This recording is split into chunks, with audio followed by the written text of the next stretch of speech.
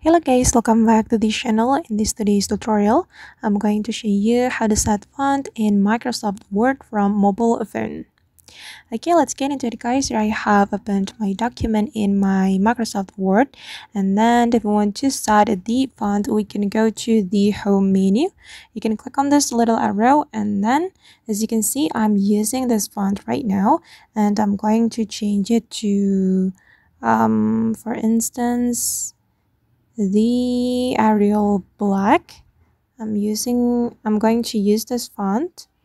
Okay, and now when I'm typing, it will use the Arial Black font. I'm just going to type document like this. And if you want to change this font, the font of the text, you just need to select it and you can click on this little arrow and then go to the font, and you can select the font that you want to apply, just like that. Alright guys, and that's all the way to set up font in Microsoft Word from mobile. I hope this tutorial will be useful for you.